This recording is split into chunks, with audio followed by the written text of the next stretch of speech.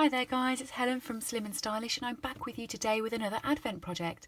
I'm bringing you a project back to back every day from the 1st to the 24th of December as an Advent project each morning. Today it's this adorable little envelope punch board box. It is so sweet and it holds 2 of these blocks. Okay, so they fit in, they come in a pack of 5. So I'm going to be making them for a recent craft fair. So I've bought a couple and they hold 2, so make sure you buy them in even numbers. Okay, I'll give you the measurements of the box. It's 3/4 of an inch high, 1 1/8 of an inch wide, and 3 3/8 of an inch long. Okay, so that's the box we're going to be making. I'm using the beautiful Around the World Christmas series. Designer series paper. I was a bit worried when I started that it was looking a bit Halloweeny, but with the bauble on and this greeting I didn't think so.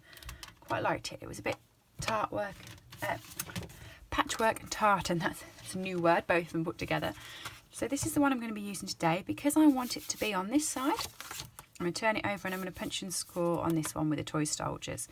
You want a square piece of paper that's 5 1/4 inches by 5 1/4 inches. Okay. And you want to pop it into your punch board at 1 1/8 of an inch. Alright, so that's that one, right at the very edge there. You want to put it in, punch it, and score it. And you want to do the same at 2 1/8 of an inch. Alright, now you want to turn your cardstock 90 degrees or designer series paper. And you want to make sure that the score line, you see that, feeds in just where that little line is there. So you want to make sure that this line here lines up with your score marks. Okay. Punch it and score it and do it the same for the other one. And round again, punch and score, punch and score. Keep going until they're all done.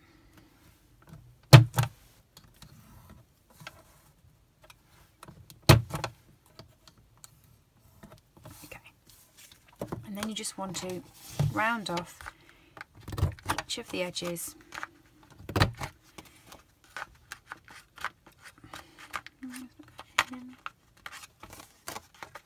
Big one to clear it.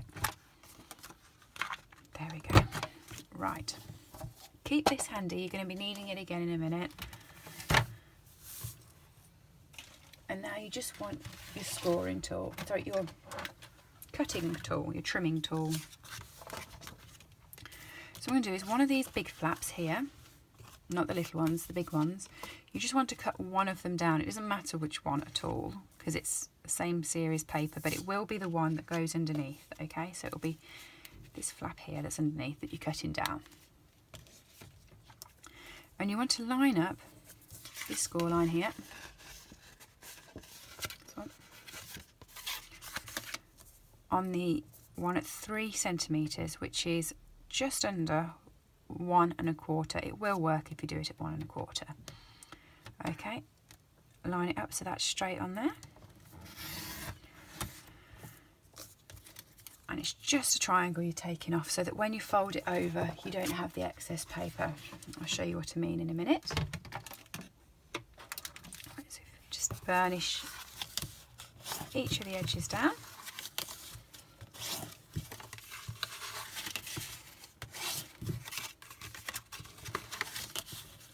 Okay, come in and do exactly the same from this side.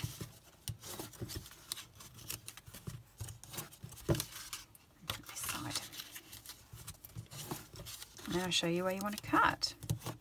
Okay. So I'll put my scissors somewhere. There they are. Okay. You want to cut. So take your big fat bit here, your very big fat bit, and you want to cut up on each of the tabs. Okay. them into tabs like that and go up and create another tab.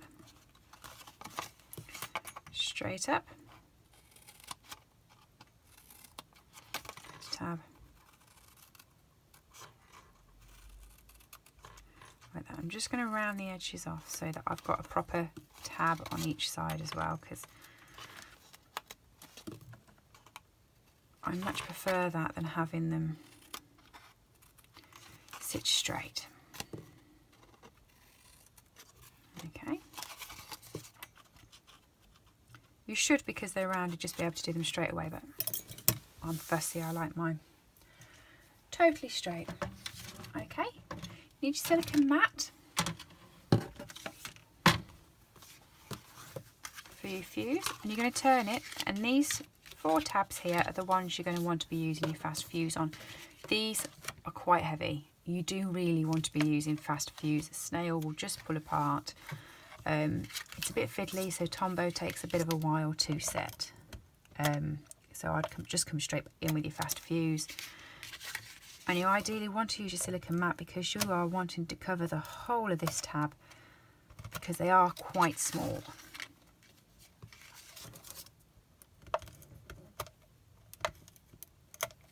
When you've got a long tab, I find it's okay just to put 1 strip all the way down it, because it will hold. When you've got such a small tab, I like to cover the whole thing with my fuse. Okay, so as soon as you've done that, you want to build your box.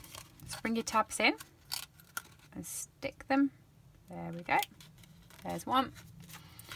Go all the way around and just construct your box like that.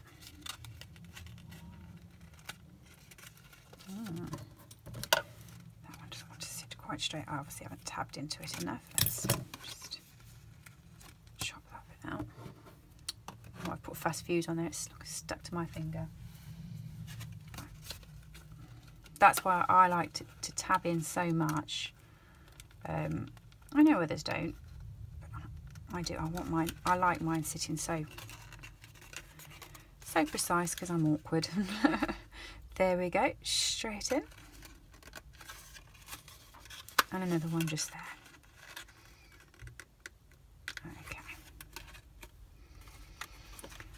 Right, your blocks will fit in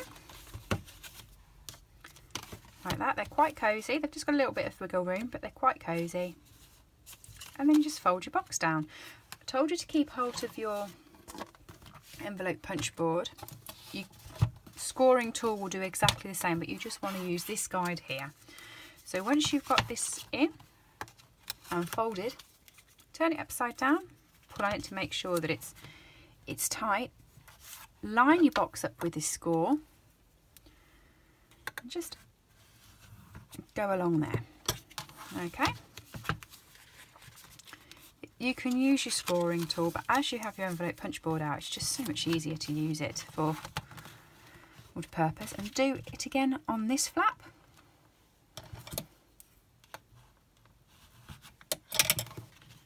Just there. Okay. You can put a glue dot on it, you can put a little bit of fuse on it to stick it. I'm not going to, because I'm using it with ribbon. So I'm just going to come in here with the vintage crochet trim. Okay.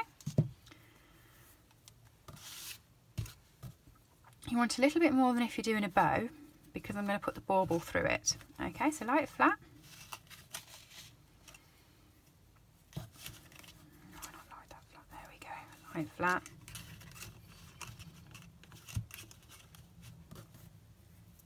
Tie. Oh. It would be easier if I just glue dotted it. I don't want to though. I want to leave it so that as soon as you take the trim off, it'll just open. You can then tie it back up and use it as a Christmas decoration, as just an empty box. Don't like it where when you open it, that's it, done. Not a fan of that.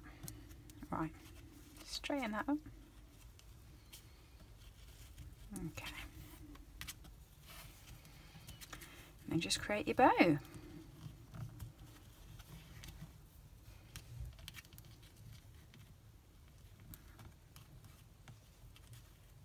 do like the effect of this trim, but I find because it's so delicate and because it's quite flimsy, flimsy is probably a good word for it, flimsy, it can be a bit awkward to make sure it's always straight, whereas when you've got a bit of a sturdier ribbon it's a bit easier to do. Okay, you want to come in with the mini ornaments. These are these ones from the Year of Cheer Suite, mini ornaments. Pop one of those out. You get 8 in a packet, but they're just so adorable. Take the end of your trim, just cut it so it's quite thin at the end, slant it upwards, okay? Because it's quite a small hole to have to get the trim through. It's fine when you've got it through, it's just trying to get the edge bit through to start off with, like that. There we go. Pull that to the centre, tie a knot in the ribbon,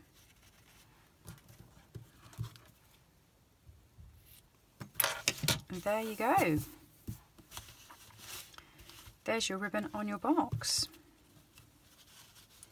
Right, what I did now for the sentiment is I use the seasonal chum set, and I use this Merry Christmas just here.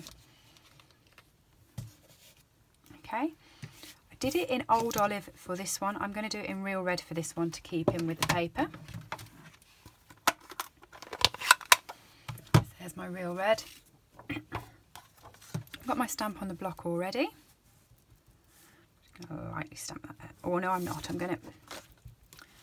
That's a half edge attempt. I'm using the circle punch, so I want to just give a bit of room around it. It's the 1 3/8 of an inch that I'm using. Okay.